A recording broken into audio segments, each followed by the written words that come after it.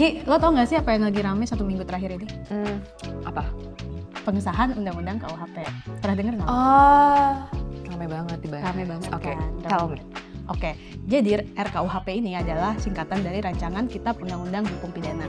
Artinya RKUHP ini mengatur semua tindakan yang masuk ke dalam tindakan pidana. Nah, jadi in a nutshell, intinya semua tindakan lo itu bisa dipidana atau bisa dipenjara kalau misalnya termasuk ke dalam undang-undang pidana ini.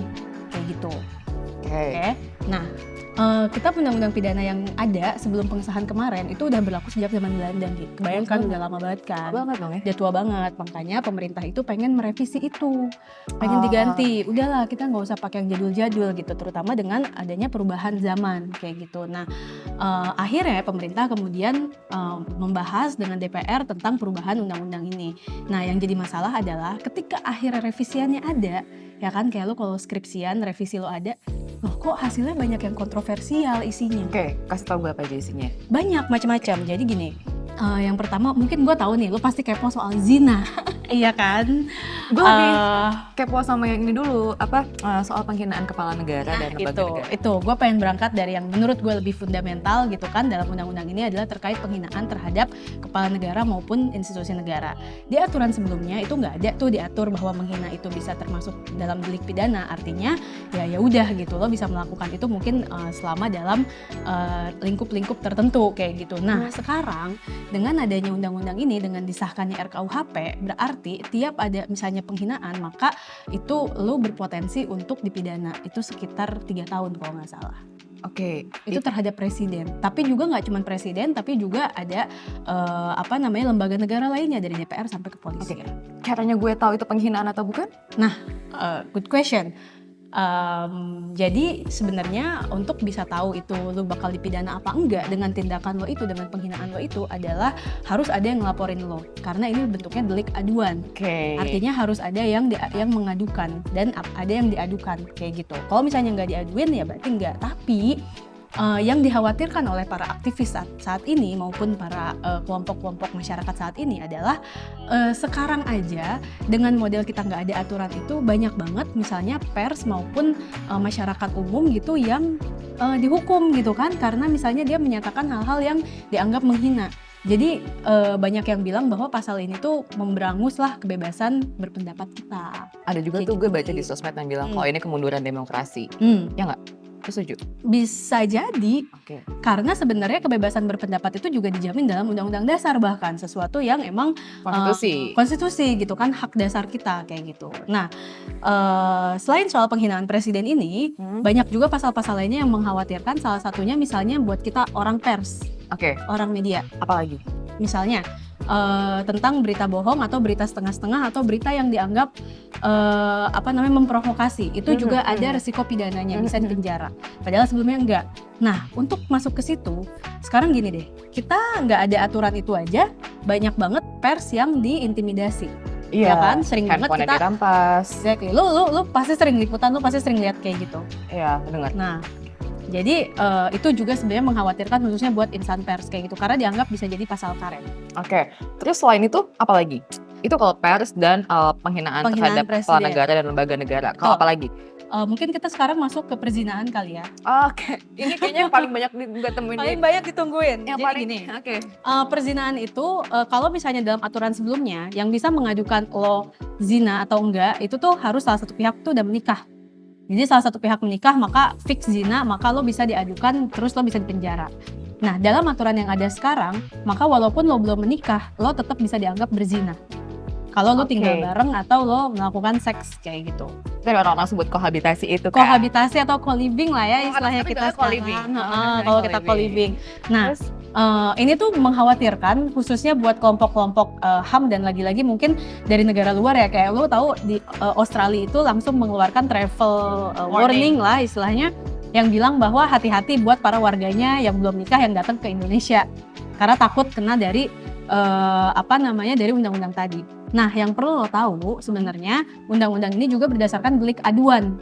Jadi harus ada yang ngaduin. Jadi misalnya lo tinggal sama pacar lo berdua, kalau misalnya temen lo nggak ada yang cepu, lo nggak ketahuan, kalau pos-posan lo nggak cepu, iya RT RW lo nggak cepu gitu, nggak bocor, ya aman-aman aja. Jadi sebenarnya pemerintah itu atau misalnya siapa nanti yang bakal menjalankan aturan ini itu dia tuh nggak bisa misalnya gerbek gitu.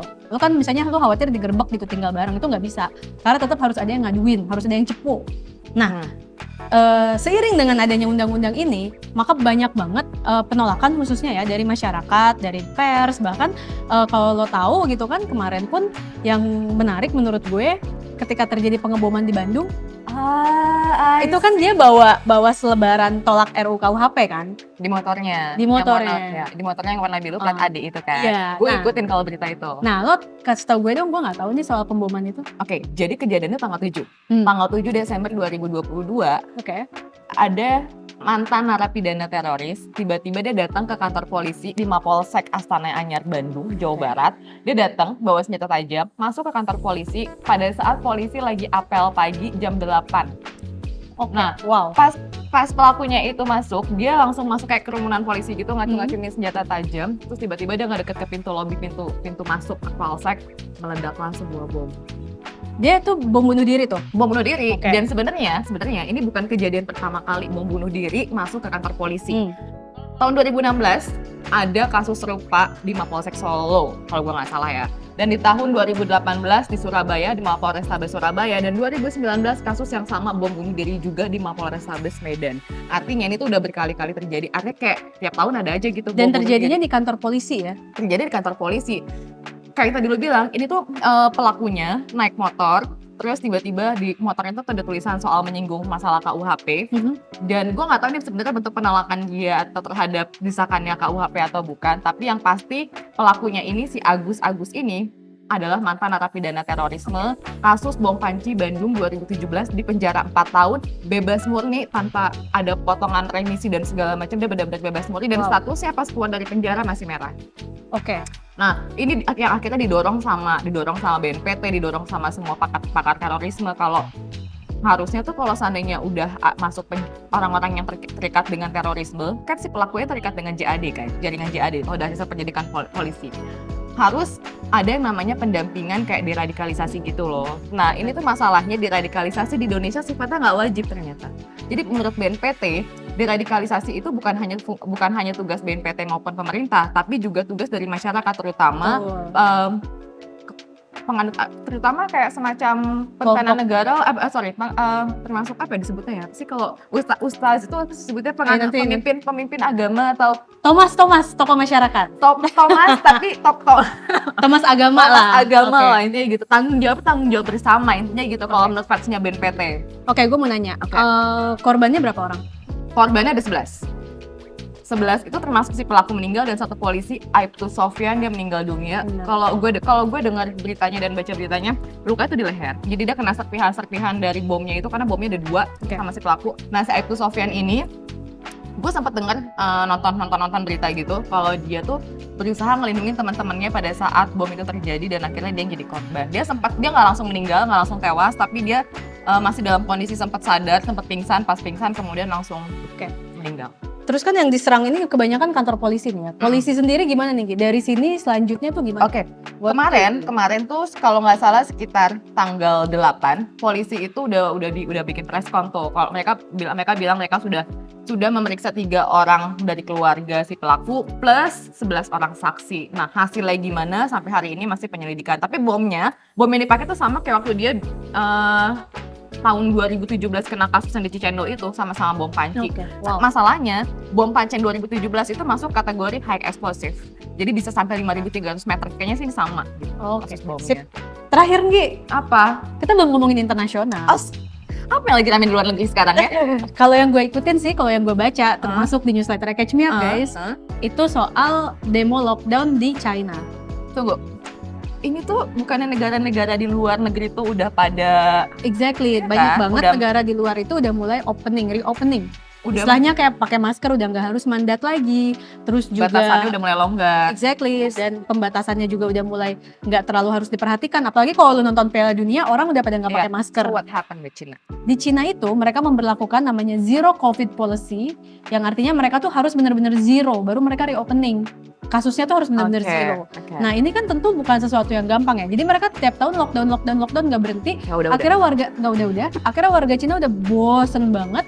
Akhirnya mereka turun ke jalan. Paham Mereka sih. melakukan Capek kan pasti ya? iya, Kesel. mereka melakukan demonstrasi. Oke. Mereka bawa kertas putih, artinya ini adalah demo karena mereka itu sering banget karena namanya Cina itu negara komunis.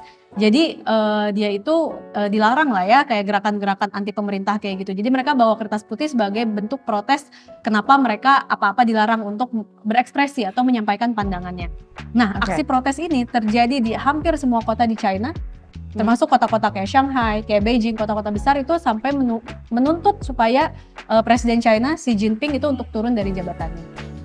Jadi tapi masih panjang demonya, masih bakal lanjut. Jadi Ini mungkin masih berlaku sampai hari ini demonya? demonya masih berlanjut. Oke. Oke, jadi kita tungguin aja update-nya selanjutnya bakal kayak gimana guys. Pokoknya jangan lupa subscribe di Catch Me Up karena kita selalu ngupdate lo info-info terbaru, baik itu isu nasional, internasional, pokoknya ada semua di situ. Itu dia guys, Catch Up Weekly minggu ini. Jadi jangan ketinggalan buat episode minggu depan. Thank you so much yang udah nonton sampai akhir. Bye.